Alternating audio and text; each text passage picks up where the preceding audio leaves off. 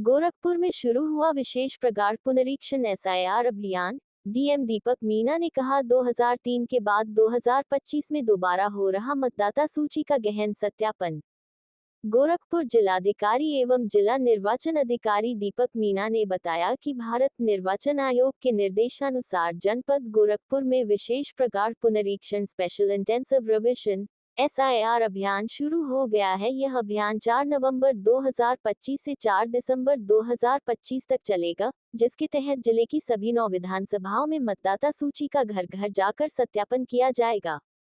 DM दीपक मीना ने कहा कि सन 2003 के बाद ये पहला अवसर है जब निर्वाचन आयोग इस स्तर पर गहन पुनरीक्षण करा रहा है। इस प्रक्रिया का उद्देश्य मतदाता सूची को शुद्ध, अद्यतन और त्रुटिरहित बनाना है, ताकि कोई पात्र मतदाता सूची से वंचित न रहे और कोई अपात्र नाम उसमें शामिल न हो। डीएम ने बताया कि प्रत्येक मतदान केंद्र पर तैनात बीएलओ घर घर जाकर मतदाताओं से विवरण एकत्र करेंगे और गणना प्रपत्र भरवाएंगे। कि एसआईआर जो स्पेशल इंटेंसिव रिवीजन है हमारा 2025 में, वो भारत निर्वाचन आयोग के निर्देशों के क्रम में चल रहा है इस टाइम पे उत्तर प्रदेश में। इसमें जो टाइमलाइंस हमने आप लोगों से शेयर की है कि 4 तारीख से ये स्टार्ट होकर अगले 4 दिसंबर 2025 तक इसमें गणना प्रपत्र बीएलओ द्वारा सभी जगह पर सभी जो हमारे वोटर लिस्ट में वोटर्स हैं उनके गणना प्रपत्र बांटे जाएंगे डोर टू डोर जाके, और उनको कलेक्ट किया जाएगा और कलेक्ट करने के उपरांत बीएलओ ऐप के माध्यम से वो उसको अपलोड किया जाएगा। और उसमें सभी बीएलओस को ये स्पष्ट निर्देश दिए गए कि आप सभी के घर जाएं, सभी के गणना प्रपत्र दें और 100% डिस्ट्रीब्यूशन करके और सभी डिटेल्स उसमें भरवा के अच्छे तरीके से और उनकी मदद करके इसको टाइमली कलेक्ट करें। इसके अलावा गणना प्रपत्र के अलावा इस समय पे जो हमारे इन्यूमरेशन का पीरियड चल रहा है 4 नवंबर से 4 दिसंबर तक का, उसमें और कोई दस्तावेज या और कोई अभिलेख बीएलओ के द्वारा नहीं कलेक्ट होने। इन सब के इन्यूमरेशन फॉर्म के कलेक्शन के बेसिस पे हमारी ड्राफ्ट वोटर लिस्ट हम लोग पब्लिश करेंगे और उसके उपरांत जो भी दस्तावेज की अभिलेख की कमी किसी वोटर या इलेक्टर को है और उसको देना है, तो उनको प्रॉपर फॉर्मेट में हमारे द्वारा नोटिस जारी होंगे और उनसे उन अभिलेखों की मांग की जाएगी जो वो अपने क्लेम्स एंड ऑब्जेक्शन पीरियड में फाइल कर सकते हैं और आगे दावे आपत्तियों का निस्तारण। दस्तावेज भी देने हैं सर गणना प्रपत्र के साथ? जैसे मैंने कहा कि कोई भी इन्यूमरेशन पीरियड में गणना प्रपत्र के अलावा कोई भी दस्तावेज या कोई अभिलेख बीएलओ को नहीं लेना है, ना किसी व्यक्ति को इलेक्टर को देना है। सर साइट का नाम बताइए। हमारी जो voters.eci.gov.in हमारी एक साइट है जिसपे सभी वोटर लिस्ट जो 2003 ये जो स्पेशल इंटेंसिव रिवीजन चल रहा है 2025 में, इससे पिछला एसआईआर हमारा 2003 में हुआ था जिसमें वो सारी वोटर लिस्ट हमने बीएलओ को दी है। और अगर किसी व्यक्ति को 2003 की वोटर लिस्ट रेफर करनी है तो इस साइट जो मैंने बोली है कि voters.eci.gov.in पे जा सकते हैं और वहां से भी देख सकते हैं।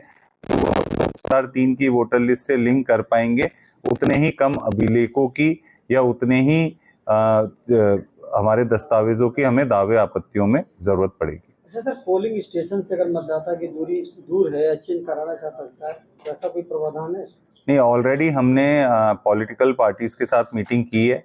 इस काम के साथ पोलिंग बूथ या पोलिंग स्टेशन के रैशनलाइजेशन का वर्क भी चल रहा है।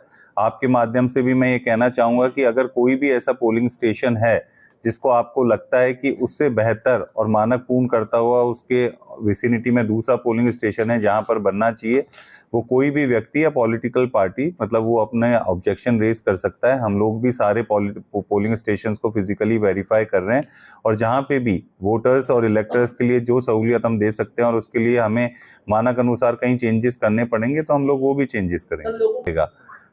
मेरा सिर्फ इतना कहना है कि जितनी डिटेल के साथ और अच्छे से और पूरा सही भरेंगे उतना आपका क्लेम्स एंड ऑब्जेक्शन में वो फॉर्म नहीं जाएगा। अगर आपने कुछ कमी भरी है या थोड़ी सी कमी या कुछ एरर्स हैं और सही से नहीं भरा तो फिर वो क्लेम्स एंड ऑब्जेक्शन में जाएगा। पर जो 9 तारीख दिसंबर को हम वोटर लिस्ट पब्लिश करेंगे, जितने भी हमारे पास गणना प्रपत्र साइन होके वापस आएंगे उन सभी का नाम हम ड्राफ्ट वोटर लिस्ट में डालेंगे। सर नया कोई अगर जुड़ना चाहे, देखिए नया व्यक्ति कोई जुड़ना चाहे जिसका वोटर लिस्ट में आज नाम नहीं है तो अपना फॉर्म 6 भर सकता है, जो रूटीन का प्रोसेस है।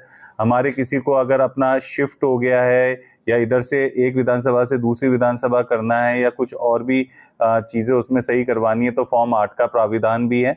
तो वो रूटीन के प्रोसेस है।